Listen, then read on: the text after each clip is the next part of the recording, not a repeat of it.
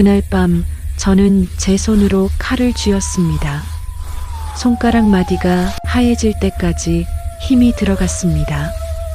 칼 끝에서 떨어진 것이 마룻바닥을 두드렸습니다. 바닥의 틈으로 붉은 것이 천천히 스며들었습니다. 촛불이 흔들릴 때마다 그 위에 빛이 얇게 미끄러졌습니다. 제 발끝은 한 번도 뒤로 빠지지 않았습니다. 고개를 들자 그 사람이 저를 보고 있었습니다. 눈은 열려 있었고 깜빡임이 없었습니다.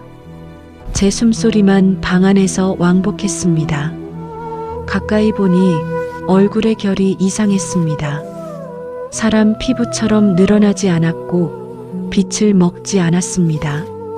저는 칼을 한 번 더 내려다보고 손바닥을 폈다가 다시 쥐었습니다.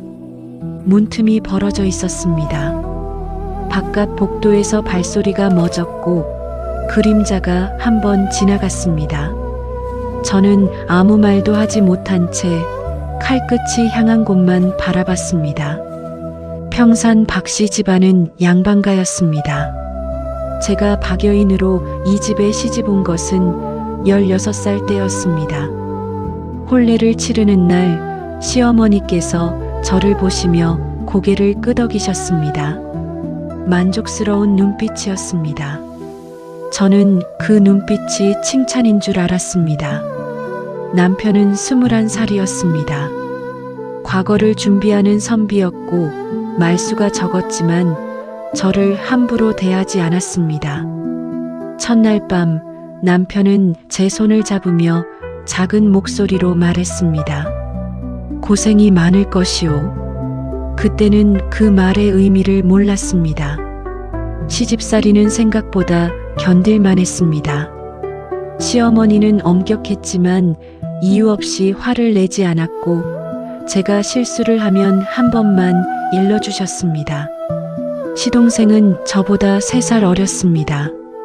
얼굴이 남편보다 더 희고 고왔지만 눈빛은 남편과 달랐습니다. 시동생의 눈은 언제나 저를 따라다녔습니다. 처음에는 철없는 동생이 형수를 낯설어 하는 것이라 생각했습니다. 밥상을 차릴 때도 마루를 쓸 때도 빨랫감을 들고 우물가로 갈 때도 시동생의 시선이 느껴졌습니다. 어느 날 남편이 서울로 과거를 보러 떠났습니다. 그날부터 집안의 공기가 달라졌습니다. 시어머니께서 저를 부르셨습니다. 안채 깊숙한 곳, 평소에는 들어가 본 적 없는 방이었습니다. 문을 열자 어두웠습니다. 창문에 두꺼운 천이 드리워져 있었고 방 안에는 향 냄새가 짙게 깔려 있었습니다. 시어머니께서 앉아 계셨습니다. 그리고 그 옆에 시동생이 함께 앉아 있었습니다. 너무 가까이 앉아 있었습니다. 시어머니의 손이 시동생의 손 위에 얹혀 있었습니다. 두 사람은 제가 들어온 것을 보고도 손을 떼지 않았습니다. 앉거라. 시어머니의 목소리는 평소와 같았지만 방 안의 공기는 평소와 달랐습니다. 저는 무릎을 꿇고 앉았습니다.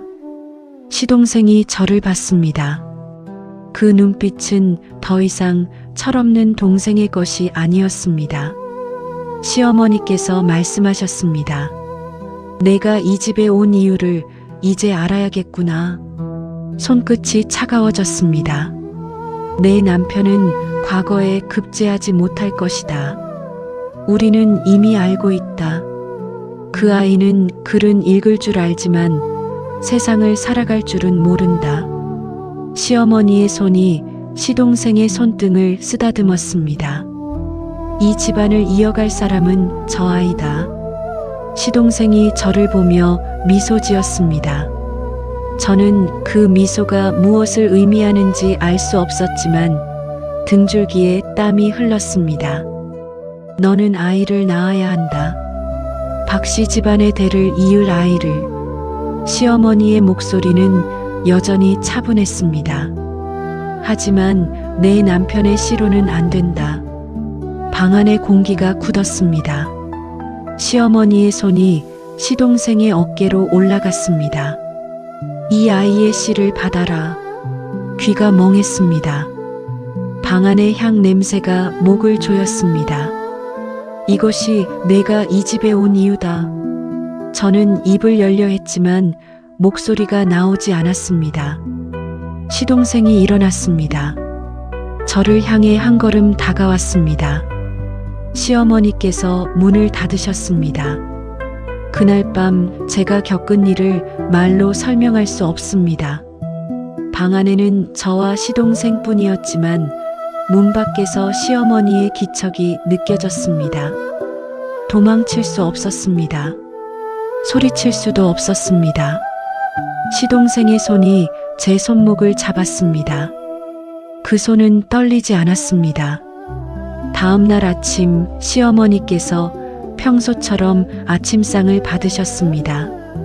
시동생은 평소처럼 책을 읽었습니다. 저는 평소처럼 마루를 닦았습니다. 아무 일도 없었던 것처럼. 하지만 그날 밤은 다시 왔습니다. 그리고 그 다음 날 밤도 남편이 돌아올 때까지 매일 밤 그 방으로 불려갔습니다. 저는 입을 다물었습니다. 말해봤자 누가 믿겠습니까? 양반댁 시어머니가 며느리에게 시동생의 씨를 받으라 명령했다고 말하면 저만 미친 사람 취급받을 것이 뻔했습니다. 남편이 돌아왔습니다. 과거에 급제하지 못했습니다. 시어머니의 말이 맞았습니다. 남편은 낙담한 표정이었지만 저를 보며 작게 웃으려 애썼습니다. 다음에는 반드시 붙을 것이오. 저는 그 얼굴을 똑바로 볼 수가 없었습니다. 그날 밤 남편이 제 방에 들어왔습니다. 오랜만에 함께 누웠습니다. 남편의 손이 제 손을 감쌌습니다. 다음 과거 때까지 아이를 가지면 좋겠소. 저는 대답하지 못했습니다. 석 달 뒤 제 몸에 변화가 왔습니다. 입덧이 시작됐습니다. 시어머니께서 의원을 불렀습니다. 맥을 짚던 의원이 고개를 끄덕였습니다. 아기를 가지셨습니다. 남편이 기뻐했습니다. 얼굴이 환해졌습니다. 시어머니께 절을 올렸습니다. 어머님, 대를 이을 손자를 갖게 되었습니다. 시어머니는 흐뭇한 표정으로 고개를 끄덕이셨습니다. 시동생은 멀리서 저를 봤습니다. 그 눈빛에는 무언가가 타오르고 있었습니다. 저는 제 배를 내려다봤습니다. 이 아이가 누구의 아이인지 알고 있었습니다. 남편은 모르고 있었습니다. 앞으로도 알 리 없었습니다. 하지만 시어머니는 알고 있었습니다. 시동생도 알고 있었습니다. 그리고 저도 알고 있었습니다. 저는 그날 밤부터 잠을 이룰 수가 없었습니다. 아이가 뱃속에서 자랄 때마다 제 안에서 무언가가 썩어가는 것 같았습니다. 어느 날 밤 시동생이 제 방문 앞에 섰습니다. 문을 두드리지 않았습니다. 그저 서 있었습니다. 저는 이불을 뒤집어 썼습니다. 숨소리를 죽였습니다. 시동생의 목소리가 문 너머로 들려왔습니다. 형수님, 제 아이를 낳아주셔서 감사합니다. 그 목소리는 웃고 있었습니다. 저는 그때 처음으로 사람을 죽이고 싶다는 생각을 했습니다. 아이가 태어났습니다. 사내 아이였습니다. 남편이 울었습니다. 기쁨의 눈물이었습니다. 아이를 안고 시어머니께 보여드렸습니다. 어머님, 박씨 가문의 대를 이을 손자입니다. 시어머니께서 아이를 안으셨습니다. 얼굴을 들여다보셨습니다. 그리고 미소 지으셨습니다. 이 아이는 참 많이 닮았구나. 남편이 물었습니다. 누구를 닮았습니까? 시어머니께서 대답하셨습니다. 내 아버지를. 남편은 기뻐했습니다. 하지만 저는 알았습니다. 시어머니께서 한 말의 진짜 의미를. 시동생이 아이를 보러 왔습니다. 아이를 내려다보는 시동생의 눈빛은 아버지의 그것이었습니다. 산후조리를 하는 동안 시어머니께서 매일 제 방에 오셨습니다. 약을 다려오셨습니다. 손수 먹여주셨습니다. 잘 먹어라. 아이에게 젖을 물려야 하지 않겠느냐. 저는 약을 삼켰습니다. 그 약이 무엇인지 몰랐지만 거부할 수 없었습니다. 아이는 잘 자랐습니다. 남편은 다시 과거 준비를 시작했습니다. 시동생은 여전히 저를 보는 눈빛을 거두지 않았습니다. 그리고 어느 날 시어머니께서 다시 저를 부르셨습니다. 그 방으로. 한 명으로는 부족하다. 시어머니의 목소리가 들렸습니다. 둘째를 가져라. 제 손이 떨렸습니다.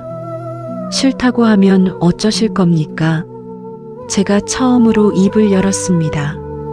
시어머니께서 저를 보셨습니다.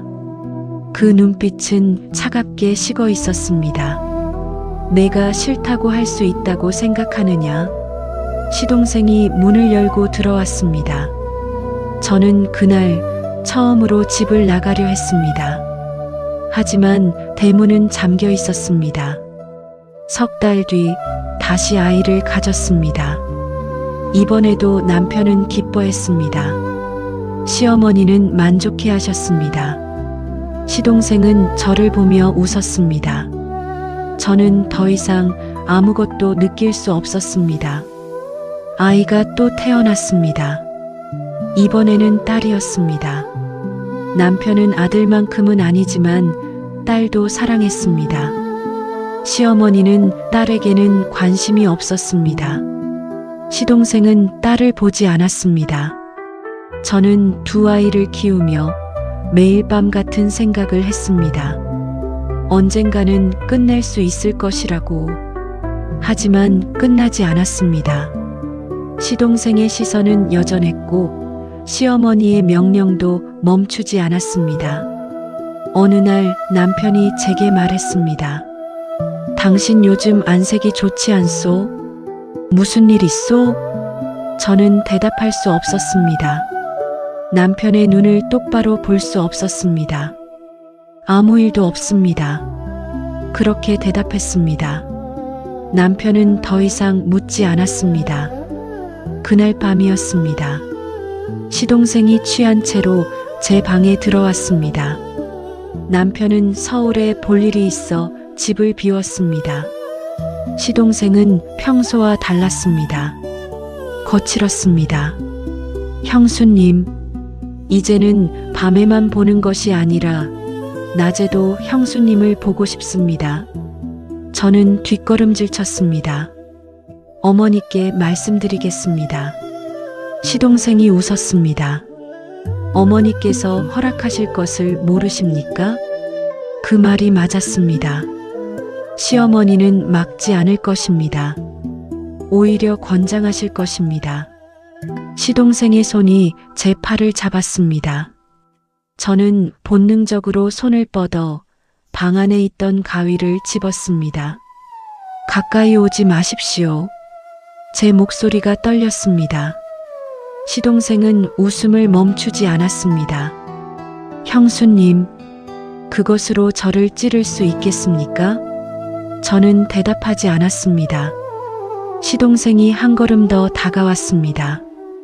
그때 문이 열렸습니다. 시어머니였습니다. 무슨 일이냐? 저는 가위를 든 채 얼어붙었습니다. 시어머니께서 저를 보셨습니다. 그리고 시동생을 보셨습니다. 내가 술을 먹고 며느리를 겁주는 것이냐? 시동생이 고개를 숙였습니다. 죄송합니다, 어머니. 시어머니께서 시동생을 방 밖으로 내보내셨습니다. 그리고 저를 보셨습니다. 그 그 가위를 내려놓아라. 저는 가위를 놓지 못했습니다. 시어머니께서 한 걸음 다가오셨습니다. 내가 내려놓으라 했다. 목소리에 힘이 실렸습니다. 저는 손에서 힘이 빠졌습니다. 가위가 바닥에 떨어졌습니다. 시어머니께서 가위를 집어드셨습니다. 그리고 제 얼굴을 보셨습니다. 내가 이 집에서 살아남고 싶거든. 이런 생각은 다시 하지 마라. 그 말을 끝으로 시어머니는 방을 나가셨습니다. 저는 그 자리에 무릎을 꿇고 앉았습니다. 손이 떨렸습니다. 하지만 저는 그때 처음으로 깨달았습니다. 이 집에서 살아남는 방법은 순종하는 것이 아니라는 것을. 그리고 그때는 몰랐습니다. 이것이 시작에 불과했다는 것을. 그날 밤 이후 저는 잠들 때마다 가위를 베개 밑에 숨겼습니다. 남편은 눈치채지 못했습니다. 아이들도 몰랐습니다. 하지만 시어머니는 알고 계셨습니다. 어느 날 아침 제가 이불을 개고 있을 때 시어머니께서 방에 들어오셨습니다. 베개를 들어 올리셨습니다. 가위가 드러났습니다. 시어머니는 아무 말씀도 하지 않으셨습니다. 가위를 집어들고 나가셨습니다. 그날 저녁 밥상에 가위가 놓여 있었습니다. 제 밥그릇 옆에. 남편이 물었습니다.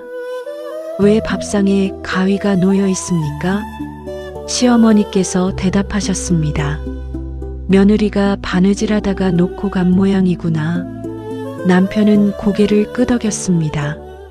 저는 그 가위를 보며 손이 떨리는 것을 멈출 수 없었습니다.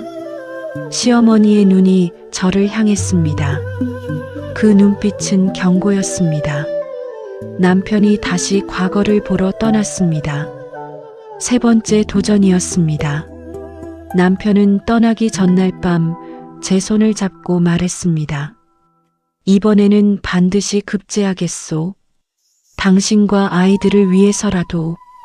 저는 고개를 끄덕였습니다. 꼭 그러시길 바랍니다. 하지만 제 마음속에는 다른 생각이 있었습니다. 돌아오지 마십시오. 제발 이 집에 돌아오지 마십시오. 남편이 떠난 그날 밤 시동생이 제 방문 앞에 섰습니다. 문을 열지는 않았습니다. 그저 그 앞에서 서성였습니다. 저는 이불을 뒤집어 쓰고 숨을 죽였습니다. 시동생의 목소리가 들렸습니다. 형수님, 저를 피하실 수는 없습니다. 어머니께서도 아십니다. 이 집에서 형수님이 갈 곳은 없습니다. 발소리가 멀어졌습니다. 저는 어둠 속에서 눈을 뜨고 있었습니다. 그리고 결심했습니다. 이대로는 안 된다고. 다음 날 저는 처음으로 집 밖으로 나갔습니다. 시장에 나무를 사러 간다는 핑계였습니다. 시어머니께서 허락하셨습니다. 하지만 조건이 있었습니다. 해가 지기 전에 돌아와라. 저는 고개를 숙였습니다. 그러겠습니다. 시장으로 가는 길, 저는 계속 뒤를 돌아봤습니다. 누가 저를 따라오는 것 같았습니다. 하지만 아무도 없었습니다. 시장에서 저는 약방을 찾았습니다. 문을 열고 들어갔습니다. 안에는 백발의 노인이 약을 다듬고 있었습니다. 무엇을 찾으시오? 저는 목소리를 낮췄습니다. 사람을 잠들게 하는 약이 있습니까? 노인이 저를 봤습니다. 눈빛이 날카로웠습니다. 왜 그런 것이 필요하오? 저는 거짓말을 준비했습니다. 아이가 밤마다 악몽을 꿔서 잠을 이루지 못합니다. 편히 재울 약이 필요합니다. 노인은 한참 저를 보다가 고개를 끄덕였습니다. 약봉지를 하나 내밀었습니다. 이것을 차에 타서 먹이시오. 깊이 잠들 것이오. 저는 약을 받았습니다. 손이 떨렸습니다. 이것을 많이 먹으면 어떻게 됩니까? 노인의 눈빛이 변했습니다. 많이 먹으면 영영 깨어나지 못하오. 제 심장이 두근거렸습니다. 얼마나 먹어야 그렇게 됩니까? 노인이 입을 다물었습니다. 한참을 저를 보다가 작게 말했습니다. 부인, 하려는 일을 다시 생각해 보시오. 저는 대답하지 않았습니다. 돈을 내고 약방을 나왔습니다. 손에 쥔 약봉지가 뜨거웠습니다. 집으로 돌아오는 길, 저는 우물가에 들렀습니다. 물동이를 채우는 척하며 약봉지를 꺼내봤습니다. 작은 봉지였습니다. 이 안에 든 것으로 사람을 죽일 수 있다는 것이 믿기지 않았습니다. 하지만 저는 이미 결심했습니다. 시동생을 죽이겠다고. 아니면 제가 죽거나. 물동이를 들고 일어서는데 뒤에서 목소리가 들렸습니다. 형수님. 등골이 얼어붙었습니다. 천천히 돌아봤습니다. 시동생이 서 있었습니다. 저를 보며 웃고 있었습니다. 무엇을 그리 골똘히 보고 계셨습니까? 저는 약봉지를 치마폭 안에 숨겼습니다. 아무것도 아닙니다. 시동생이 한 걸음 다가왔습니다. 형수님, 오늘 시장에 다녀오셨다고 들었습니다. 제 손에 든 물동이가 흔들렸습니다. 예, 나무를 사러 갔습니다. 시동생의 눈이 제 손을 봤습니다. 나물만 사오셨습니까? 심장이 멎는 것 같았습니다. 그렇습니다. 시동생이 웃음을 멈추지 않았습니다. 그렇다면 다행입니다. 혹시 형수님께서 다른 것을 사오셨다면 어머니께서 궁금해하실 것 같아서요. 저는 대답할 수 없었습니다. 시동생이 저를 지나쳐 갔습니다. 조심히 들어가십시오, 형수님. 발소리가 멀어졌습니다. 저는 그 자리에 서서 온몸이 식는 것을 느꼈습니다. 시동생이 알고 있었습니다. 제가 무엇을 하려는지. 그날 밤 저는 약을 차에 탔습니다. 시동생의 방에 가져다 드리려고 했습니다. 하지만 손이 떨려서 찻잔을 들 수가 없었습니다. 문을 열고 복도로 나갔습니다. 시동생의 방에 불이 켜져 있었습니다. 저는 한 걸음씩 다가갔습니다.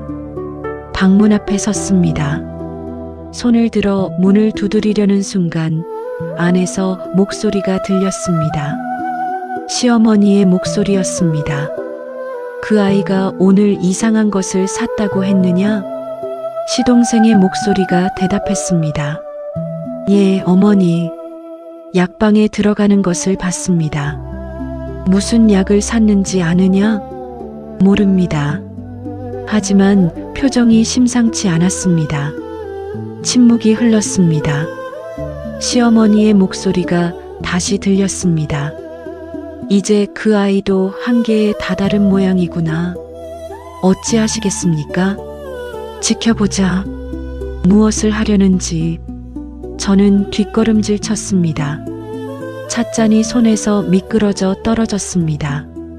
깨지는 소리가 복도에 울렸습니다.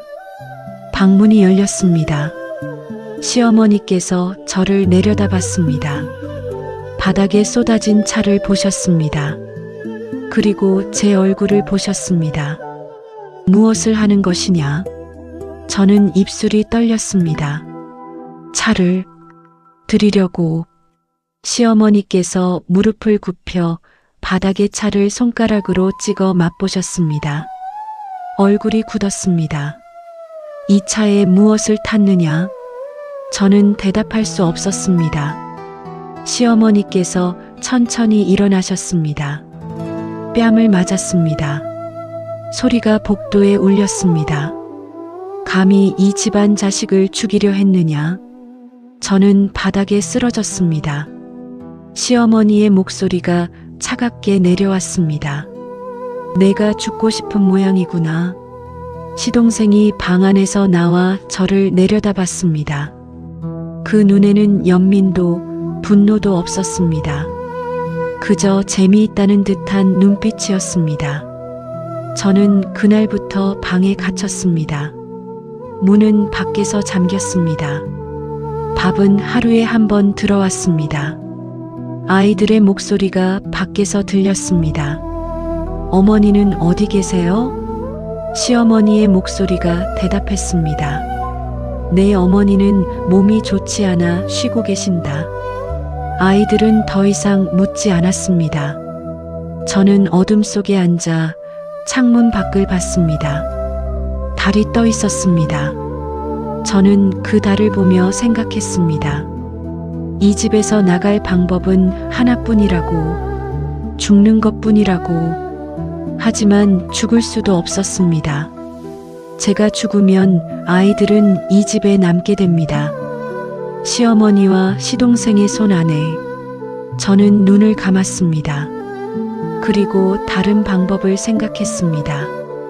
사흘째 되던 날 문이 열렸습니다. 시어머니께서 들어오셨습니다. 손에 밥그릇을 들고 계셨습니다. 먹어라. 저는 고개를 돌렸습니다. 시어머니께서 밥그릇을 바닥에 놓으셨습니다. 내가 나를 죽이려 한 것을 용서할 생각은 없다. 저는 대답하지 않았습니다. 하지만 내가 죽으면 아이들이 불쌍하다.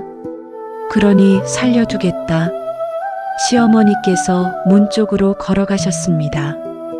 그리고 멈춰서서 돌아보셨습니다.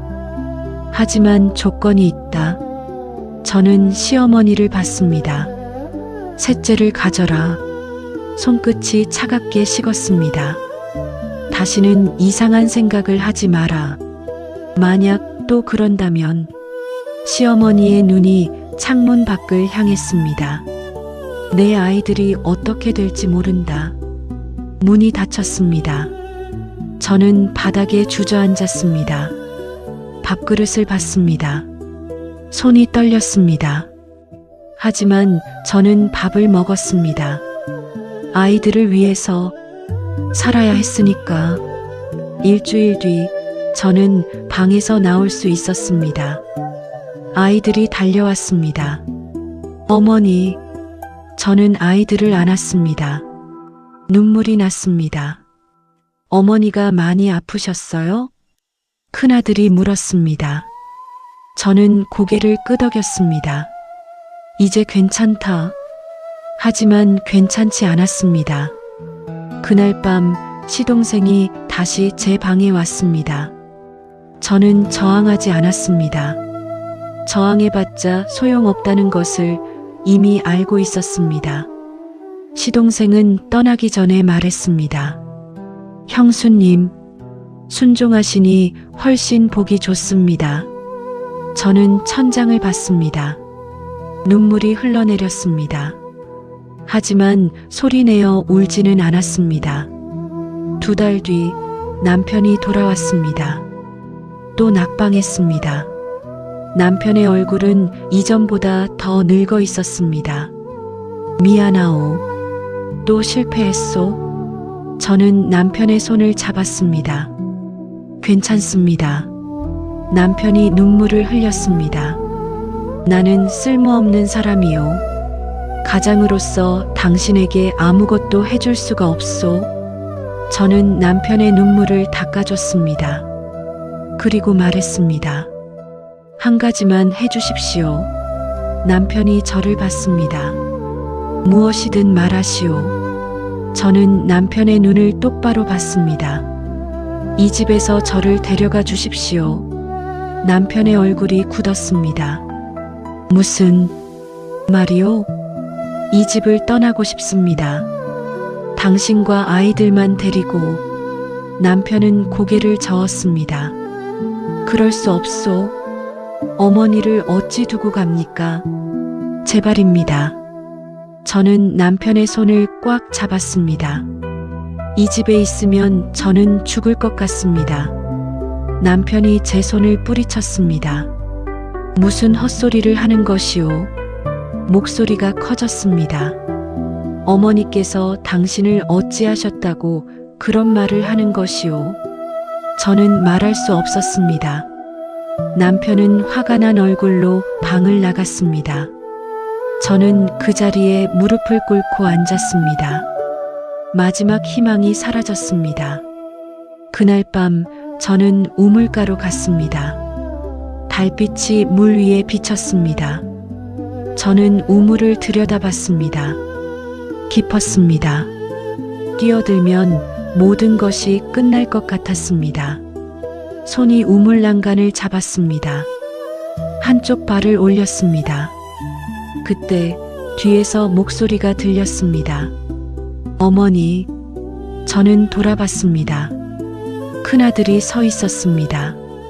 눈물을 흘리고 있었습니다. 어머니, 어디 가시려고요? 저는 아무 말도 할 수 없었습니다. 아들이 달려와 제 치마폭을 잡았습니다. 어머니, 가지 마세요. 저는 우물에서 내려왔습니다. 아들을 안았습니다. 어머니는 어디도 안 간다. 아들이 제 품에서 울었습니다. 저도 함께 울었습니다. 그리고 그때 깨달았습니다. 죽을 수도 없다는 것을, 살아야 한다는 것을. 하지만 어떻게 살아야 할지는 몰랐습니다. 석 달 뒤 다시 아이를 가졌습니다. 세 번째 아이였습니다. 시어머니는 만족했습니다. 시동생은 웃었습니다. 남편은 몰랐습니다. 아무것도. 저는 배를 쓰다듬으며 생각했습니다. 이 아이가 태어나면 또 다음 아이를 가지라고 할 것이라고, 끝이 없을 것이라고. 그때였습니다. 마을에 소문이 돌기 시작했습니다. 박씨 집안에 대한 이상한 소문이. 누군가가 보았다고 했습니다. 밤에 시어머니와 시동생이 함께 있는 것을. 그것도 너무 가까이. 처음에는 아무도 믿지 않았습니다. 하지만 소문은 점점 커졌습니다. 그리고 어느 날 마을 사람들이 우리 집 대문 앞에 모였습니다. 저는 그날 처음으로 웃었습니다. 이것이 제가 퍼뜨린 소문이었으니까. 그리고 그때는 몰랐습니다. 이것이 더 큰 지옥의 시작이라는 것을. 소문은 들불처럼 번졌습니다. 처음에는 우물가에서 속삭이는 목소리로 시작됐습니다. 박씨 댁에 이상한 일이 있다던데. 무슨 일인데? 시어머니와 막내 아들이. 말하기도 부끄러운 일을. 그 다음은 시장이었습니다. 저는 나무를 사러 갔다가 사람들이 제 뒤에서 수군거리는 소리를 들었습니다. 저 사람이 박씨 댁 며느리 아닌가? 그렇다던데. 불쌍하게도. 남편은 알까? 알 리가 있나? 저렇게 멀쩡히 다니는 걸 보니. 저는 뒤돌아보지 않았습니다. 하지만 입가에 미소가 번졌습니다. 제가 원하던 대로 되고 있었으니까. 소문을 퍼뜨린 것은 간단했습니다. 저는 마을에서 가장 입이 가벼운 사람을 찾았습니다. 우물가에서 빨래하는 아낙네들 중 한 명이었습니다. 어느 날 저는 그 여자 옆에 앉아 빨래를 했습니다. 그리고 작은 목소리로 말했습니다. 어젯밤에 이상한 소리를 들었습니다. 여자가 고개를 돌렸습니다. 무슨 소리요? 저는 주위를 살폈습니다. 아무도 듣지 못하는 척하며 여자의 귀에 대고 속삭였습니다. 시어머니 방에서 남자 목소리가 들렸습니다. 여자의 눈이 커졌습니다. 남자 목소리라니요? 대개 남편 말씀이시오? 저는 고개를 저었습니다. 남편은 그날 밤 제 옆에서 주무셨습니다. 여자의 입이 벌어졌습니다. 그럼 누구요? 저는 더 이상 말하지 않았습니다. 그저 고개를 숙이고 빨래를 계속했습니다. 말씀하시오. 누구였소? 저는 눈물을 흘리는 척했습니다. 차마 말할 수가 없습니다. 그것으로 충분했습니다. 여자는 그날 오후 마을 전체에 소문을 퍼뜨렸습니다. 박시댁 며느리가 울면서 말했다고, 시어머니 방에서 밤마다 이상한 소리가 들린다고, 그 소리의 주인공은 시동생이라고. 사람들은 처음에는 믿지 않았습니다. 하지만 저는 멈추지 않았습니다. 일주일 뒤 저는 또 다른 사람을 찾아갔습니다. 마을 이장의 아내였습니다. 저는 그 집 문 앞에서 한참을 망설이다가 문을 두드렸습니다. 누구시오? 저 박시댁에서 왔습니다. 문이 열렸습니다. 이장 부인이 놀란 얼굴로 저를 봤습니다. 무슨 일이요? 저는 고개를 숙였습니다. 부인께 여쭐 말씀이 있어서 왔습니다. 이장 부인이 저를 안으로 들였습니다. 방에 앉자 저는 눈물을 흘렸습니다. 진짜 눈물이었습니다. 부인, 저는 어찌해야 합니까? 무슨 일이요? 말해보시오. 저는 떨리는 목소리로 말했습니다. 제 시어머니와 시동생이 부부가 해서는 안 될 일을 하고 있습니다. 이장 부인의 얼굴이 창백해졌습니다. 그게 무슨 말이오? 저도 처음에는 믿지 않았습니다. 하지만 제 눈으로 봤습니다. 언제 봤소? 여러 번입니다. 밤마다 시동생이 시어머니 방으로 들어갑니다. 그리고 새벽에야 나옵니다. 이장 부인이 손으로 입을 막았습니다. 세상에, 그럴 수가. 저는 계속 울었습니다. 하지만 제가 이것을 누구에게 말할 수 있겠습니까? 시어머니께 말하면 제가 쫓겨날 것이고, 남편에게 말하면 저를 미쳤다고 할 것입니다. 이장 부인이 제 손을 잡았습니다. 불쌍하게도 그 집에서 얼마나 고생이 많았소. 저는 고개를 숙였습니다. 이 말씀을 아무에게도 하지 말아 주십시오. 저는 그저 누군가에게 말하지 않으면 미칠 것 같아서. 이장 부인은 고개를 끄덕였습니다. 물론이요. 아무에게도 말하지 않겠소. 하지만 저는 알고 있었습니다. 이장 부인이 그날 저녁 남편에게 말할 것이라는 것을, 그리고 이장이 마을 어른들에게 말할 것이라는 것을. 보름이 지나자 소문은 마을 전체를 뒤덮었습니다. 박시댁 시어머니와 시동생의 관계에 대한 소문. 사람들은 우리 집 앞을 지나갈 때마다 수군거렸습니다. 시어머니는 처음에는 눈치채지 못하셨습니다. 하지만 어느 날 시장에 나갔다가 돌아오신 얼굴이 달랐습니다. 창백했습니다. 저녁 식사 때 시어머니께서 말씀하셨습니다. 요즘 마을에 이상한 소문이 돈다. 남편이 물었습니다. 무슨 소문입니까? 시어머니께서 저를 봤습니다. 그 눈빛이 칼처럼 날카로웠습니다. 우리 집안에 대한 헛소문이다. 저는 고개를 숙였습니다. 누가 그런 소문을 퍼뜨렸는지 모르겠구나. 시어머니의 목소리가 낮아졌습니다. 하지만 반드시 찾아낼 것이다. 식탁에 침묵이 흘렀습니다. 시동생이 저를 봤습니다. 그 눈빛에는 의심이 담겨 있었습니다. 그날 밤 시어머니께서 저를 부르셨습니다. 그 방으로. 문을 열고 들어가자 시어머니와 시동생이 함께 앉아 계셨습니다. 시어머니의 얼굴은 돌처럼 굳어 있었습니다. 내가 한 짓이냐? 저는 고개를 저었습니다. 무슨 말씀이신지 모르겠습니다. 시어머니께서 일어나셨습니다. 저에게 다가왔습니다. 뺨을 맞았습니다. 거짓말하지 마라. 저는 쓰러지지 않았습니다. 시어머니를 똑바로 봤습니다. 저는 아무것도 하지 않았습니다. 시어머니께서 다시 손을 들었습니다. 하지만 이번에는 내려치지 않으셨습니다. 내가 마을 사람들에게 말하고 다녔다는 것을 나는 안다. 저는 침묵했습니다. 내가 왜 그런 짓을 했느냐? 저는 천천히 입을 열었습니다.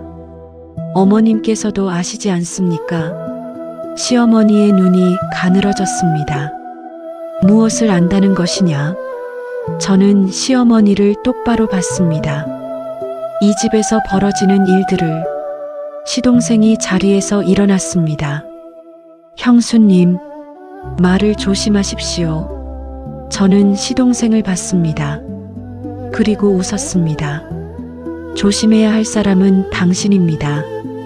시동생이 저에게 다가왔습니다. 손이 제 목을 향했습니다. 하지만 시어머니께서 시동생을 막으셨습니다. 그만.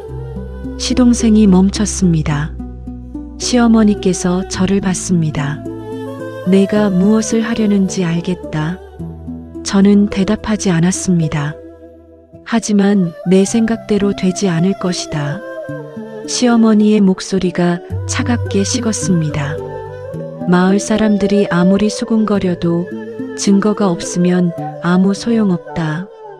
저는 고개를 끄덕였습니다. 그렇습니다. 증거가 필요하지요.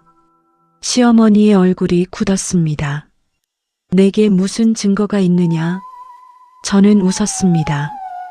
아직은 없습니다. 하지만 곧 생길 것입니다. 시어머니께서 한 걸음 뒤로 물러섰습니다.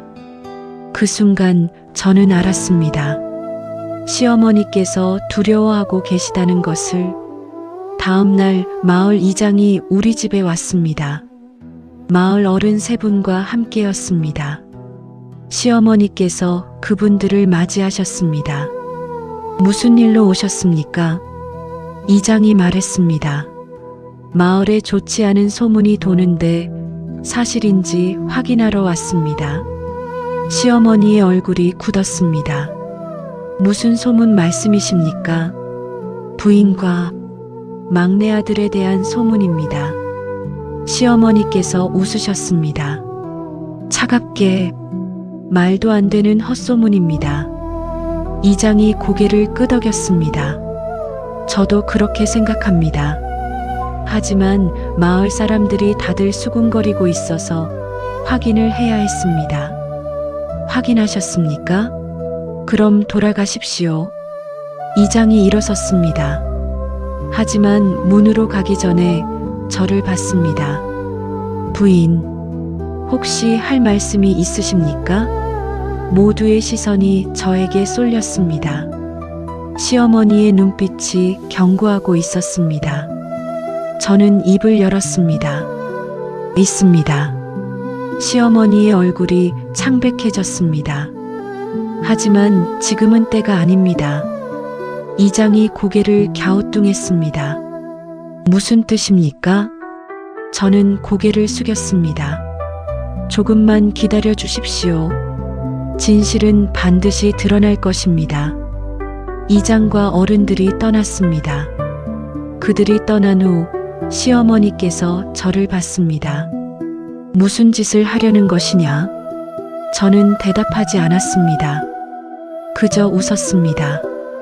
그날 밤 저는 또 다른 계획을 실행했습니다. 한밤중에 시어머니 방 창문 밖에 숨었습니다. 예상대로 시동생이 왔습니다. 문을 조심스럽게 열고 들어갔습니다. 저는 기다렸습니다. 1시간쯤 지났을 때 저는 움직였습니다. 마을 이장의 집으로 달려갔습니다. 문을 두드렸습니다. 누구시오? 저 박시댁 며느리입니다. 문이 열렸습니다. 이장이 놀란 얼굴로 저를 봤습니다. 이 밤중에 무슨 일이요? 저는 숨을 헐떡였습니다. 지금 오시면 보실 수 있습니다. 무엇을 본다는 것이요? 진실을요. 이장의 얼굴이 굳었습니다. 지금 가자는 것이요? 저는 고개를 끄덕였습니다. 지금이 아니면 안 됩니다. 이장은 잠시 망설이다가 옷을 걸쳤습니다. 옆집 어른들도 깨워야겠소. 그러십시오. 곧 이장과 마을 어른 네 분이 함께 우리 집으로 향했습니다. 저는 앞장섰습니다. 심장이 미친 듯이 뛰었습니다. 대문을 열었습니다. 조용히 하셔야 합니다. 어른들이 고개를 끄덕였습니다. 저는 시어머니 방으로 그들을 안내했습니다. 창문 밖에 섰습니다. 안을 가리켰습니다. 이장이 창문으로 다가갔습니다. 안을 들여다봤습니다. 얼굴이 굳었습니다. 다른 어른들도 차례로 보았습니다. 모두의 얼굴이 경악으로 일그러졌습니다. 창문 안에는 시어머니와 시동생이 함께 누워 있었습니다. 너무 가까이. 이장이 문을 박차고 들어갔습니다.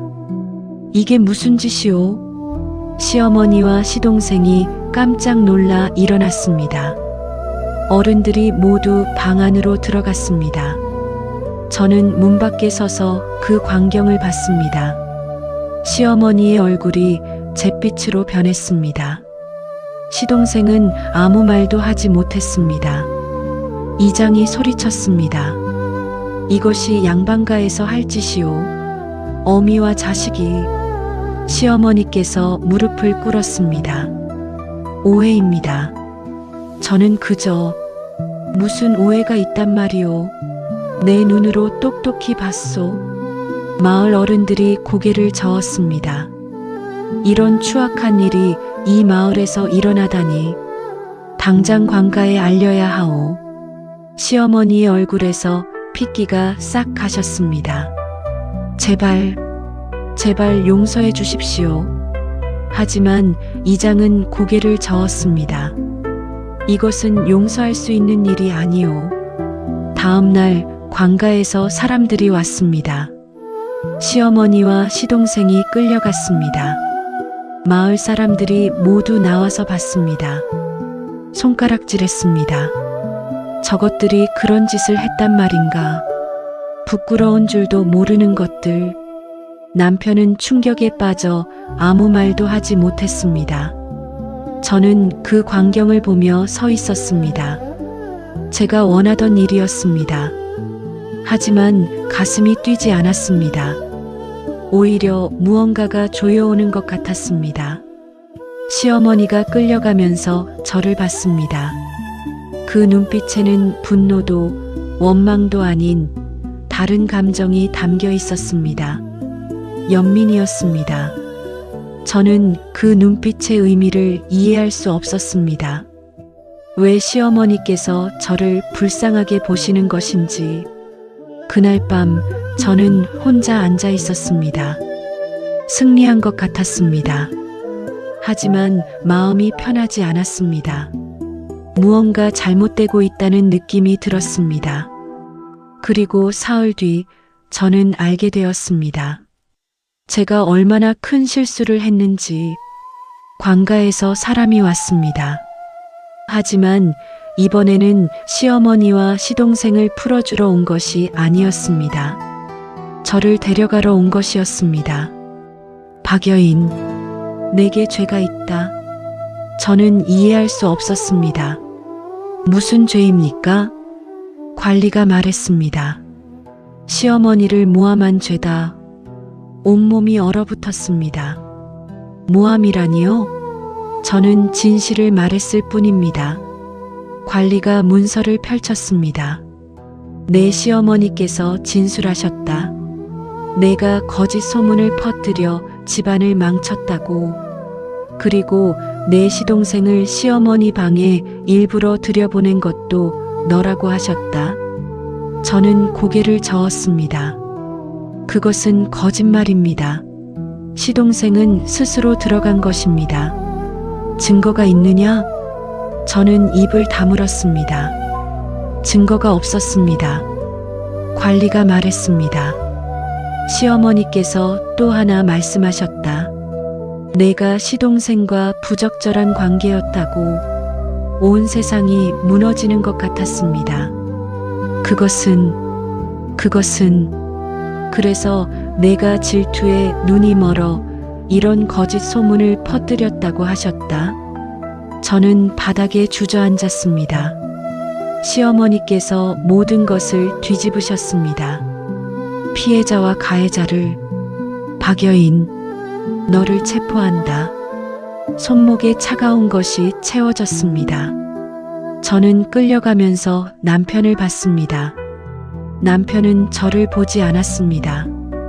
고개를 돌리고 있었습니다. 그 순간 저는 알았습니다. 남편이 시어머니의 말을 믿는다는 것을, 저를 믿지 않는다는 것을, 그리고 그때는 몰랐습니다. 이것이 끝이 아니라 진짜 지옥의 시작이라는 것을. 옥에 갇혔습니다. 차갑고 어두운 곳이었습니다. 벽에는 곰팡이 냄새가 났고 바닥은 축축했습니다. 저는 구석에 웅크리고 앉아 있었습니다. 손목에 채워진 쇠고랑이 살을 파고들었습니다. 하지만 아프지 않았습니다. 육체의 고통은 마음의 고통에 비하면 아무것도 아니었으니까. 사흘째 되던 날 신문이 시작됐습니다. 관아의 뜰에 무릎을 꿇었습니다. 관리가 위에서 내려다봤습니다. 박여인, 내 죄를 아느냐? 저는 고개를 들었습니다. 저는 죄가 없습니다. 관리가 책상을 쳤습니다. 아직도 거짓말을 하느냐? 저는 진실을 말했을 뿐입니다. 내 시어머니께서 모두 증언하셨다. 내가 시동생과 관계를 맺었고 그것이 들킬까 두려워 거짓 소문을 퍼뜨렸다고. 저는 고개를 저었습니다. 그것은 거짓입니다. 진실은 정반대입니다. 그렇다면 증인을 대라. 저는 입을 다물었습니다. 증인이 없었습니다. 시어머니의 방에서 벌어진 일들을 본 사람은 아무도 없었습니다. 저 혼자뿐이었습니다. 관리가 말했습니다. 내 남편도 증언했다. 내가 요즘 행동이 이상했다고. 밤마다 악몽을 꾸고 헛소리를 했다고. 제 심장이 철렁 내려앉았습니다. 남편이 그렇게 말했습니까? 그렇다. 내 남편은 내가 정신이 온전치 못하다고 했다. 저는 웃음이 나왔습니다. 미친 사람처럼 웃었습니다. 남편이 저를 버렸습니다. 어머니가 아닌 시어머니를 선택했습니다. 진실이 아닌 거짓을 믿었습니다. 관리가 소리쳤습니다. 내 웃음소리가 내 죄를 증명한다. 내가 정신이 온전치 못하다는 것을. 곤장이 내려왔습니다. 등이 찢어지는 고통이 느껴졌습니다. 하지만 저는 소리 지르지 않았습니다. 그저 웃음을 멈추지 않았습니다. 열대를 맞고 나서야 제 정신이 돌아왔습니다. 피가 등을 타고 흘러내렸습니다. 관리가 말했습니다. 죄를 인정하면 형을 줄여주겠다. 저는 고개를 들었습니다. 인정할 죄가 없습니다. 관리가 한숨을 쉬었습니다. 끝까지 고집을 부리는구나. 좋다. 내일 다시 신문하겠다. 저는 다시 옥으로 끌려갔습니다. 그날 밤 옥에서 누군가 저를 찾아왔습니다. 간수가 문을 열었습니다. 면회 왔다. 저는 고개를 들었습니다. 시어머니였습니다. 저는 믿을 수가 없었습니다. 시어머니께서 웃고 계셨습니다. 잘 지내고 있느냐, 며느리. 저는 아무 말도 하지 못했습니다. 시어머니께서 제 앞에 앉으셨습니다. 놀랐느냐? 내가 풀려나서. 저는 떨리는 목소리로 물었습니다. 어떻게 풀려나셨습니까? 시어머니께서 웃음을 멈추지 않으셨습니다. 돈을 주었다. 관아의 높은 분들께. 그리고 내 죄를 증언했다. 거짓 증언을. 거짓? 시어머니께서 고개를 갸우뚱했습니다. 무엇이 거짓이냐? 내가 시동생과 관계한 것은 사실이 아니냐? 저는 이를 악물었습니다. 그것은 제 의지가 아니었습니다. 시어머니께서 어깨를 으쓱했습니다. 내 의지였든 아니든 관아에서는 관심이 없다. 중요한 것은 내가 시동생과 관계했다는 사실뿐이다. 저는 손톱이 살을 파고들도록 주먹을 쥐었습니다. 시어머니께서 몸을 숙여 제 귀에 속삭였습니다. 내가 나를 이길 수 있다고 생각했느냐? 내가 소문을 퍼뜨리면 내가 무너질 것이라 생각했느냐? 시어머니의 숨결이 차갑게 느껴졌습니다. 어리석구나. 이 세상은 진실이 아니라 힘이 지배한다. 그리고 나는 내가 가지지 못한 것을 가지고 있다. 무엇입니까? 돈, 권력, 그리고 내 남편의 믿음. 저는 시어머니를 똑바로 봤습니다. 남편이 진실을 알게 되면 시어머니께서 웃음을 터뜨렸습니다. 내 남편은 이미 안다. 다만 믿고 싶지 않을 뿐이다. 어머니가 그런 짓을 했다는 것을. 그래서 내가 미쳤다고 믿는 것이 더 편한 것이다. 저는 말문이 막혔습니다. 시어머니께서 일어났습니다. 내일 신문에서 죄를 인정해라. 그러면 내 목숨은 살려주겠다. 거절하면요? 시어머니의 얼굴에서 웃음이 사라졌습니다. 그럼 내 아이들이 어떻게 될지 모른다. 온몸이 얼어붙었습니다. 아이들은 관계없습니다. 관계없다고? 시어머니께서 고개를 저었습니다. 내 아이들은 내가 낳았지만 내 손자들이기도 하다. 그리고 나는 내 손자들을 어떻게 키울지 결정할 권리가 있다. 시어머니께서 문으로 걸어갔습니다. 잘 생각해라, 며느리.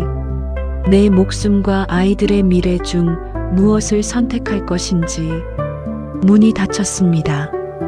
저는 어둠 속에 혼자 남겨졌습니다. 다음 날 신문에서 저는 죄를 인정했습니다. 저는 시동생과 부적절한 관계를 맺었습니다. 목소리가 떨렸습니다. 그리고 그것이 들킬까 두려워 시어머니께 거짓 누명을 씌웠습니다. 관리가 고개를 끄덕였습니다. 그것을 문서로 작성하겠다. 종이와 붓이 제 앞에 놓였습니다. 저는 떨리는 손으로 자백서를 썼습니다. 한 글자 한 글자 쓸 때마다 제 안에 무언가가 죽어가는 것 같았습니다. 마지막 글자를 쓰고 도장을 찍었습니다. 관리가 자백서를 가져갔습니다. 박여인, 내 죄는 간통과 모함이다. 형은 유배 3년이다. 3년. 저는 고개를 숙였습니다. 감사합니다. 하지만 감사하지 않았습니다. 제 인생은 이미 끝났으니까. 유배지로 떠나기 전날 남편이 저를 찾아왔습니다. 옥 밖에서 서 있었습니다. 저를 보지 않았습니다. 아이들은 어머니께서 돌보실 것이오. 저는 대답하지 않았습니다. 당신이 그런 사람인 줄 몰랐소. 저는 웃었습니다. 저도 당신이 그런 사람인 줄 몰랐습니다. 남편이 처음으로 저를 봤습니다. 무슨 뜻이오? 아무 뜻도 아닙니다. 남편은 더 이상 묻지 않았습니다. 다시는 돌아오지 마시오. 그 말을 끝으로 남편은 떠났습니다. 저는 그 뒷모습을 보며 생각했습니다. 제가 사랑했던 사람이 저 사람이었나? 아니면 제가 만들어낸 환상이었나? 유배지는 깊은 산속이었습니다. 작은 오두막 하나가 전부였습니다. 저는 그곳에서 혼자 살았습니다. 감시하는 사람이 한 명 있었습니다. 늙은 관노였습니다. 그는 일주일에 한 번 식량을 가져다 주었습니다. 나머지 시간에는 저 혼자였습니다. 처음 한 달은 울었습니다. 아이들이 보고 싶었습니다. 하지만 2달째부터는 눈물도 나오지 않았습니다. 그저 하루하루가 지나갔습니다. 어느 날 관노가 소식을 전해주었습니다. 댁의 아들이 벼슬을 했다던데요. 저는 귀를 의심했습니다. 큰아들 말입니까? 그렇습니다. 과거에 급제했다고 하더군요. 제 마음이 복잡해졌습니다. 기쁨과 슬픔이 동시에 밀려왔습니다. 잘 됐습니다. 관노가 말했습니다. 그리고 또 하나, 댁의 시동생도 혼인했다던데요. 저는 고개를 들었습니다. 누구와 혼인했습니까? 마을 부자의 딸이라더군요. 시어머님께서 주선하셨다고. 저는 웃음이 나왔습니다. 시어머니께서 모든 것을 정리하신 것입니다. 시동생을 혼인시켜 더 이상 의심받지 않도록, 그리고 저를 유배 보내 입을 막은 것입니다. 완벽한 계획이었습니다. 3년이 지났습니다. 유배가 끝났습니다. 저는 돌아갈 곳이 없었습니다. 남편은 다시 오지 말라고 했습니다. 아이들은 이미 커서 저를 기억하지 못할 것입니다. 저는 한양으로 갔습니다. 남의 집 일을 도우며 살았습니다. 이름을 바꿨습니다. 박여인이 아닌 다른 이름으로. 아무도 저를 몰랐습니다. 그렇게 1년이 지났습니다. 어느 날 시장에서 익숙한 얼굴을 봤습니다. 큰아들이었습니다. 관복을 입고 걷고 있었습니다. 저는 멀리서 그 모습을 봤습니다. 다가가고 싶었습니다. 어머니입니다라고 말하고 싶었습니다. 하지만 발이 떨어지지 않았습니다. 아들이 저를 알아볼까 두려웠습니다. 아니, 알아보지 못할까 더 두려웠습니다. 저는 돌아섰습니다. 그리고 다시는 그 시장에 가지 않았습니다. 그로부터 6개월 뒤 소식을 들었습니다. 시어머니께서 돌아가셨다고. 저는 평산으로 갔습니다. 몰래 장례식장 밖에서 숨어서 봤습니다. 남편이 곡을 했습니다. 아이들도 함께 울었습니다. 시동생과 그의 부인도 있었습니다. 모두가 슬퍼했습니다. 착한 어머니, 훌륭한 할머니를 잃었다고. 저는 그 광경을 보며 생각했습니다. 진실은 아무도 모르는구나. 시어머니께서 무슨 짓을 했는지, 어떻게 저를 파멸시켰는지 아무도 모릅니다. 그리고 앞으로도 모를 것입니다.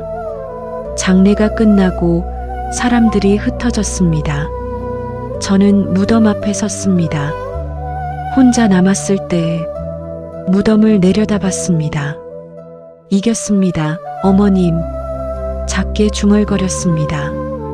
어머님께서 이기셨습니다. 바람이 불었습니다. 나뭇잎이 떨어졌습니다. 저는 무덤에 절을 했습니다. 그리고 돌아섰습니다. 하지만 돌아서는 순간 누군가와 마주쳤습니다. 시동생이었습니다. 저를 보고 있었습니다. 형수님, 제 심장이 멎었습니다. 언제부터 거기 계셨습니까? 시동생이 한 걸음 다가왔습니다. 처음부터요. 저는 뒷걸음질 쳤습니다. 무엇을 원하십니까? 시동생이 웃었습니다. 아무것도요. 그저 형수님을 보고 싶었을 뿐입니다. 이제 그만 가겠습니다. 저는 돌아서려 했습니다. 하지만 시동생이 제 팔을 잡았습니다. 형수님, 한 가지 말씀드릴 게 있습니다. 저는 시동생을 봤습니다. 어머니께서 돌아가시기 전에 말씀하셨습니다. 무엇을 말씀하셨습니까? 시동생의 눈빛이 이상했습니다. 형수님을 용서하라고. 저는 말문이 막혔습니다. 용서? 네. 형수님이 한 일을 용서하라고. 형수님도 피해자였다고. 시동생이 제 팔을 놓았습니다. 하지만 저는 용서할 수 없습니다. 무엇을요? 시동생이 저를 똑바로 봤습니다. 형수님께서 어머니를 죽였다는 것을요. 온몸이 얼어붙었습니다. 무슨 말씀입니까? 시동생이 웃었습니다. 어머니께서는 형수님 때문에 마음의 병을 얻으셨습니다. 그리고 그 병으로 돌아가셨습니다. 저는 아무것도 하지 않았습니다. 아무것도 하지 않으셨다고요? 시동생의 목소리가 높아졌습니다. 형수님께서 소문을 퍼뜨리지 않았다면 어머니께서 그런 수모를 당하지 않으셨을 것입니다. 저는 고개를 저었습니다. 그것은 제가 살기 위해서였습니다. 그래서 어머니를 죽이신 겁니까? 시동생이 한 걸음 더 다가왔습니다. 형수님, 저는 형수님을 용서하지 않을 것입니다. 절대로. 저는 뒷걸음질 쳤습니다. 저는 이제 갑니다. 시동생이 막지 않았습니다. 가십시오. 하지만 기억하십시오. 형수님은 살인자입니다. 저는 도망치듯 그곳을 떠났습니다. 한양으로 돌아오는 길, 저는 계속 생각했습니다. 시동생의 말이 맞는가? 제가 시어머니를 죽인 것인가? 제가 한 일이 잘못된 것인가? 대답을 찾을 수 없었습니다. 한양에 도착했을 때 저는 결심했습니다. 모든 것을 끝내기로, 더 이상 과거에 얽매이지 않기로, 새로운 삶을 살기로. 하지만 과거는 저를 놓아주지 않았습니다. 한 달 뒤 또 다른 소식이 들려왔습니다. 시동생의 부인이 아이를 낳지 못한다는 소식, 그리고 시동생이 저를 찾고 있다는 소식. 제 손에 식은땀이 흘렀습니다. 시동생이 무엇을 원하는지 알 수 있었습니다. 저는 다시 도망쳤습니다. 한양을 떠나 다른 고을로. 이름을 또 바꿨습니다. 얼굴을 숨겼습니다. 하지만 알고 있었습니다. 언젠가 시동생이 저를 찾을 것이라는 것을. 그리고 그때 저는 선택해야 할 것이라는 것을. 도망칠 것인가? 아니면 맞서 싸울 것인가? 6개월이 지났습니다. 어느 날 밤 누군가 문을 두드렸습니다. 누구십니까? 대답이 없었습니다. 문을 열었습니다. 시동생이 서 있었습니다. 찾았습니다, 형수님. 저는 문을 닫으려 했습니다. 하지만 시동생이 문을 밀고 들어왔습니다. 도망치지 마십시오. 시동생이 저를 봤습니다. 그 눈빛은 예전과 달랐습니다. 더 어두웠습니다. 더 절박했습니다. 형수님, 저를 도와주셔야 합니다. 저는 뒷걸음질 쳤습니다. 무엇을 도우라는 겁니까? 시동생이 무릎을 꿇었습니다. 제 아내가 아이를 낳지 못합니다. 대를 이을 자식이 필요합니다. 저는 그 말의 의미를 알았습니다. 온몸이 떨렸습니다. 안 됩니다. 시동생이 고개를 들었습니다. 형수님께는 제 아이가 둘이나 있습니다. 한 명만 주십시오. 그 아이들은 제 남편의 자식입니다. 시동생이 웃었습니다. 형수님도 아시잖습니까? 그 아이들이 누구의 씨인지. 저는 손으로 귀를 막았습니다. 나가십시오. 당장 나가십시오. 시동생이 일어났습니다. 거절하시겠습니까? 그렇습니다. 시동생의 얼굴이 굳었습니다. 그렇다면 어쩔 수 없군요. 시동생이 품에서 무언가를 꺼냈습니다. 칼이었습니다. 저는 숨이 멎었습니다. 무엇을 하시려는 겁니까? 시동생이 칼을 들었습니다. 형수님께서 자발적으로 도와주시지 않는다면 칼날이 달빛에 반짝였습니다. 강제로라도 데려가겠습니다. 시동생이 저에게 다가왔습니다. 저는 방 안을 둘러봤습니다. 무기가 될 만한 것을 찾았습니다. 부엌칼이 보였습니다. 저는 달려가 칼을 집었습니다. 시동생이 멈춰 섰습니다. 형수님, 칼을 내려놓으십시오. 저는 고개를 저었습니다. 당신이 먼저 내려놓으십시오. 시동생이 웃었습니다. 형수님께서 저를 찌를 수 있겠습니까? 예전에도 못하셨잖습니까? 그 말이 맞았습니다. 예전에 가위를 들었을 때도 저는 찌르지 못했습니다. 하지만 지금은 달랐습니다. 지금은 더 이상 잃을 것이 없었습니다. 시동생이 한 걸음 다가왔습니다. 저는 칼을 겨눴습니다. 가까이 오지 마십시오. 시동생이 또 한 걸음 다가왔습니다.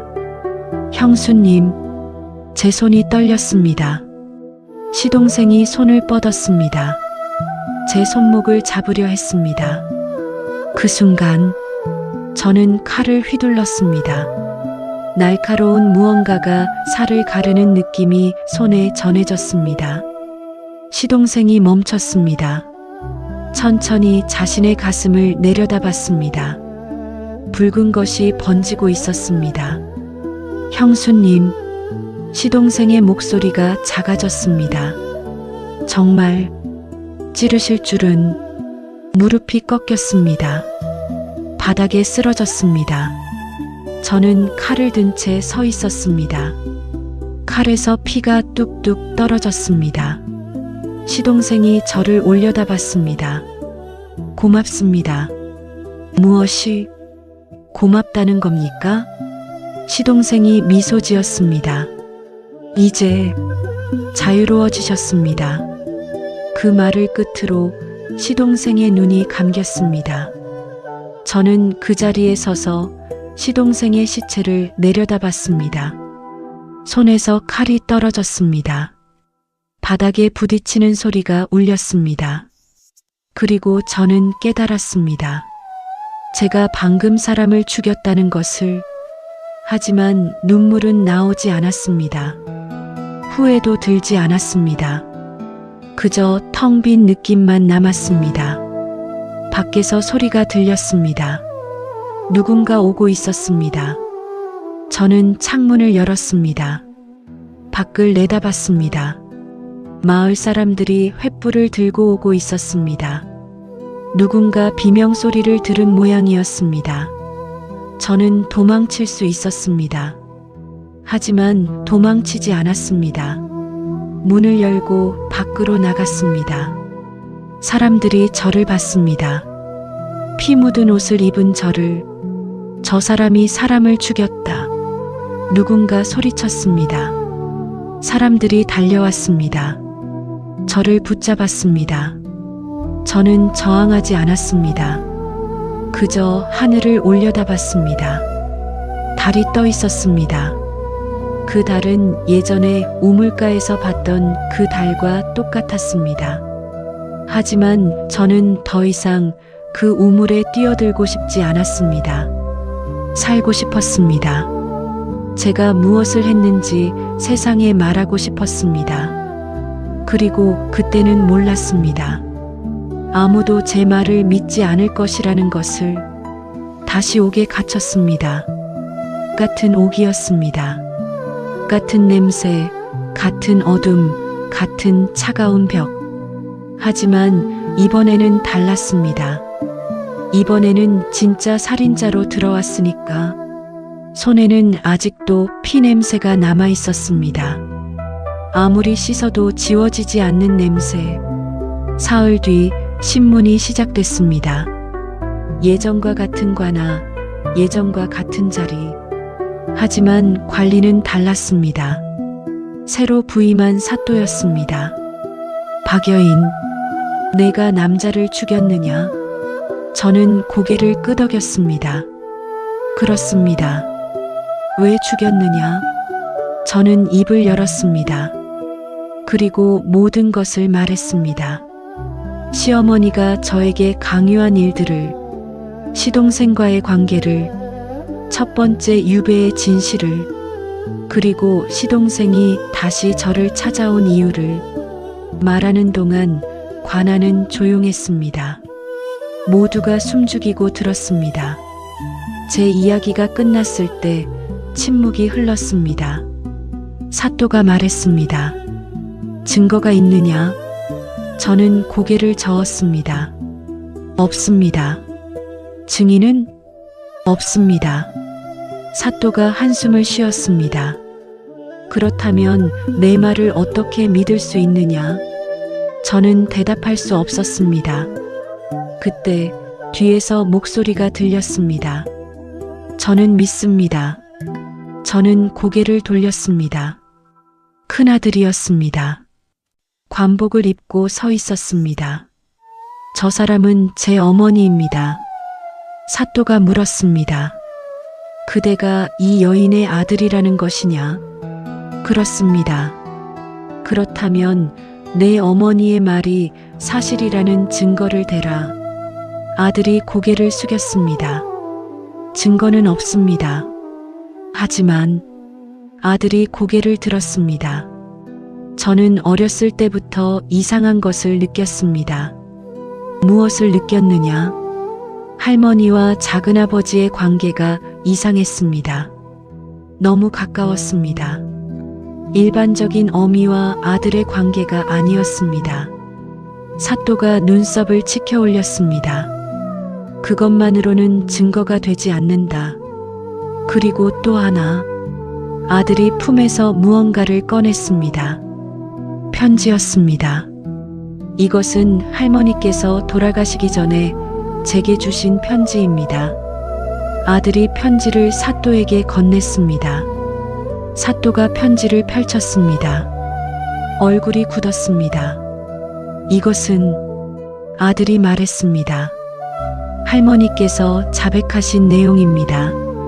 제 어머니에게 한 일들을. 제 심장이 뛰었습니다. 할머니께서는 죽기 전에 양심의 가책을 느끼셨던 것 같습니다. 그래서 이 편지를 남기셨습니다. 사또가 편지를 다시 읽었습니다. 한참을 읽었습니다. 그리고 저를 봤습니다. 그 눈빛이 달라져 있었습니다.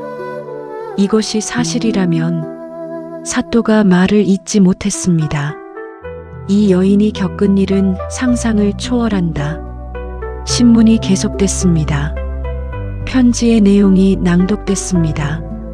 시어머니께서 직접 쓰신 글이었습니다. 나는 며느리에게 용서를 구한다. 내가 저지른 일은 사람이 할 짓이 아니었다. 박씨 집안의 대를 잇기 위해서라는 핑계로 나는 며느리를 지옥에 빠뜨렸다. 막내 아들에게 며느리를 범하게 했고 며느리가 저항하자 모든 죄를 그에게 뒤집어 씌웠다. 며느리는 피해자였다. 하지만 나는 그를 가해자로 만들었다. 이것이 내가 죽기 전에 고백하는 진실이다. 관아가 술렁였습니다. 사또가 손을 들어 조용히 시켰습니다. 이 편지가 진짜라면 이 사건은 다시 조사되어야 한다. 하지만 다른 관리가 말했습니다. 사또님, 하지만 이 여인은 사람을 죽였습니다. 그 사실은 변하지 않습니다. 사또가 고개를 끄덕였습니다. 그것은 맞는 말이다. 절을 받습니다. 박여인, 내가 겪은 일은 동정할 만하다. 하지만 그렇다고 살인이 정당화되는 것은 아니다. 저는 고개를 숙였습니다. 알고 있습니다. 하지만 정상 참작의 여지는 있다. 사또가 문서를 펼쳤습니다. 박여인, 내 형은 사형이 아닌 종신유배로 정한다. 종신유배, 평생 돌아올 수 없는 곳으로. 저는 웃음이 나왔습니다. 차라리 죽는 것이 나을 것 같았습니다. 하지만 아들이 소리쳤습니다. 사또님, 제 어머니는 정당방위를 한 것입니다. 조용히 하라. 작은아버지가 칼을 들고 어머니를 위협했습니다. 어머니는 자신을 지키기 위해 어쩔 수 없이. 사또가 책상을 쳤습니다. 그것을 증명할 증거가 있느냐? 아들이 입을 다물었습니다. 증거가 없었습니다. 시동생의 칼은 사라졌습니다.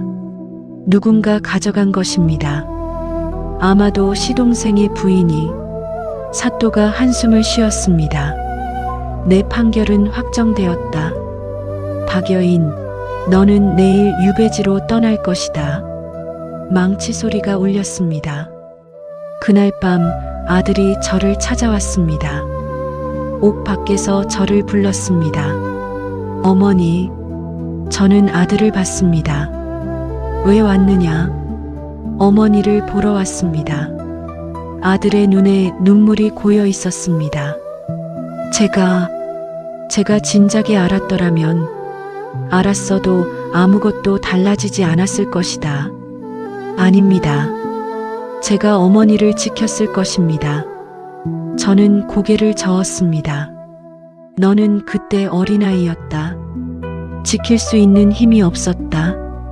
하지만, 그리고 내가 지금 이렇게 잘 자란 것만으로도 충분하다. 아들이 울었습니다. 어머니, 제가 어머니를 꺼내드리겠습니다. 제가 벼슬을 이용해서. 안 된다. 제 목소리가 단호했습니다. 내가 나 때문에 벼슬을 잃어서는 안 된다. 하지만 어머니, 내 말을 들어라. 저는 아들을 똑바로 봤습니다. 나는 이미 내 인생을 살았다. 이제 내가 내 인생을 살아야 한다. 아들이 고개를 저었습니다. 어머니 없이 어떻게 삽니까? 너는 할 수 있다. 너는 강한 아이니까. 저는 웃었습니다. 그리고 동생들을 잘 돌봐라. 너만 믿을 수 있다. 예, 어머니. 마지막으로 한 가지만 기억해라. 무엇입니까? 저는 한참을 침묵했습니다. 그리고 말했습니다. 진실은 언젠가 밝혀진다. 지금은 아니어도 언젠가는. 아들이 고개를 끄덕였습니다. 제가 반드시 어머니의 이야기를 세상에 알리겠습니다. 그럴 필요 없다. 어머니, 그냥 행복하게 살아라. 그것이 내가 바라는 전부다. 간수가 왔습니다. 면회 시간이 끝났습니다. 아들이 일어섰습니다. 한 번 더 저를 봤습니다. 어머니, 사랑합니다. 제 눈에서 눈물이 흘렀습니다. 나도 사랑한다, 아들아. 아들이 떠났습니다. 저는 그 뒷모습을 보며 생각했습니다. 이것이 마지막일 것이라고. 다시는 만날 수 없을 것이라고. 다음 날 유배지로 떠났습니다. 이번에는 더 먼 곳이었습니다. 섬이었습니다. 배를 타고 사흘을 가야 하는 곳. 돌아올 수 없는 곳. 배에 올랐습니다. 손목과 발목에 쇠사슬이 채워져 있었습니다. 바다가 보였습니다. 끝없이 펼쳐진 바다. 저는 그 바다를 보며 생각했습니다. 제 인생도 저 바다처럼 끝이 없는 고통이었다고. 하지만 이제는 끝이 보였습니다. 저 섬에 도착하면 모든 것이 끝날 것입니다. 배가 출항했습니다. 육지가 점점 멀어졌습니다. 저는 뒤를 돌아보지 않았습니다. 돌아볼 것이 없었으니까. 사흘 뒤 섬에 도착했습니다. 작은 섬이었습니다. 집이 몇 채 없었습니다. 유배 온 사람들이 사는 곳이었습니다. 저에게 주어진 곳은 해변가의 작은 오두막이었습니다. 혼자 살아야 했습니다. 감시하는 사람은 없었습니다. 어차피 도망갈 곳도 없었으니까. 첫날 밤 저는 오두막에 앉아 바다를 봤습니다. 파도 소리가 들렸습니다. 끝없이 밀려왔다가 빠져나가는 파도. 저는 그 파도를 보며 생각했습니다. 제 인생도 저 파도와 같았다고. 밀려왔다가 빠져나가고 또 밀려왔다가 빠져나가고 끝없이 반복되는 고통. 하지만 이제는 그 고통도 무뎌졌습니다. 아무것도 느껴지지 않았습니다. 그저 텅 빈 느낌만 남았습니다. 한 달이 지났습니다. 저는 매일 같은 일을 했습니다. 아침에 일어나 물을 길었습니다. 나무를 주었습니다. 물고기를 잡았습니다. 밥을 지어 먹었습니다. 그리고 밤이 되면 잠들었습니다. 말을 하지 않았습니다. 말할 사람이 없었으니까. 가끔 다른 유배인들이 지나갔습니다. 하지만 서로 말을 걸지 않았습니다. 모두 자기 고통에 빠져 있었으니까. 어느 날 섬에 배가 도착했습니다. 새로운 유배인이 온 것인가 생각했습니다. 하지만 배에서 내린 사람은 유배인이 아니었습니다. 승려였습니다. 나이든 승려 한 분이 섬을 돌아다니고 계셨습니다. 유배인들에게 법문을 하러 온 것 같았습니다. 저는 관심이 없었습니다. 하지만 승려께서 제 오두막으로 오셨습니다. 보살님, 저는 고개를 들었습니다. 스님, 승려께서 미소 지으셨습니다. 함께 차 한잔 하시겠습니까? 저는 고개를 끄덕였습니다. 승려께서 차를 내려주셨습니다. 함께 마셨습니다. 한참을 침묵하다가 승려께서 물으셨습니다. 무슨 죄로 이곳에 오셨습니까? 저는 대답했습니다. 살인입니다. 승려께서 고개를 끄덕이셨습니다. 놀라지 않으셨습니다. 누구를 죽이셨습니까? 저를 괴롭힌 사람입니다. 후회하십니까? 저는 한참을 생각했습니다. 그리고 대답했습니다. 아니요. 승려께서 차를 한 모금 마셨습니다. 그렇다면 마음이 편하시겠습니다. 저는 고개를 저었습니다. 전혀 편하지 않습니다. 왜 그렇습니까? 후회는 하지 않지만 용서도 할 수 없습니다. 승려께서 물으셨습니다. 누구를 용서할 수 없습니까?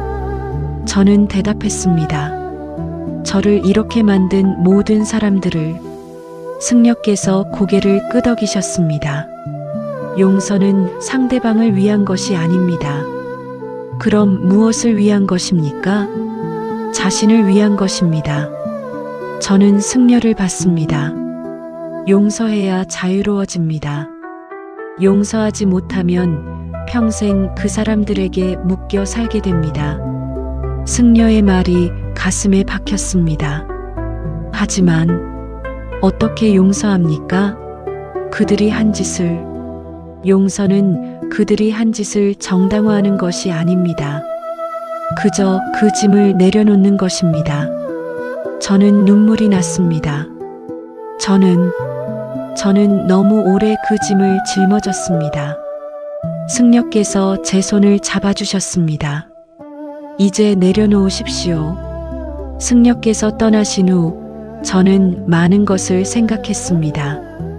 용서에 대해서, 자유에 대해서, 그리고 제 인생에 대해서 1년이 지났습니다.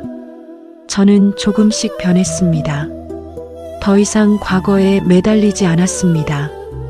시어머니를 미워하지 않았습니다.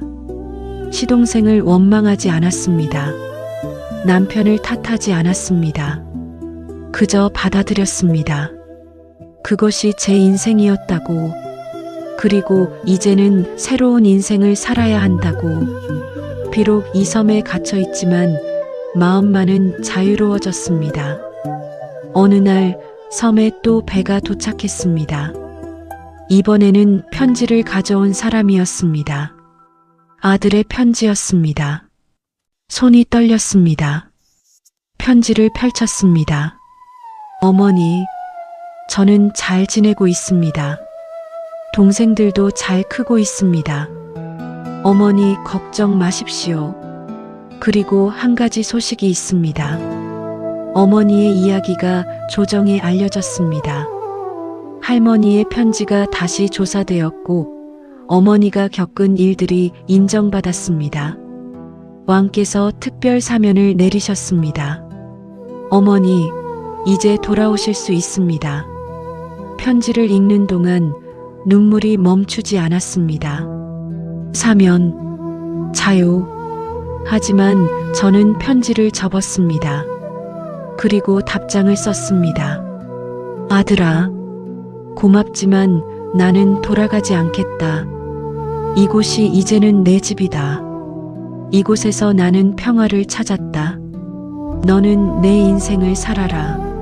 나를 걱정하지 말고. 나는 행복하다. 사랑한다, 아들아. 편지를 보냈습니다. 그로부터 10년이 지났습니다. 저는 여전히 그 섬에 살고 있습니다. 돌아갈 수 있었지만 돌아가지 않았습니다.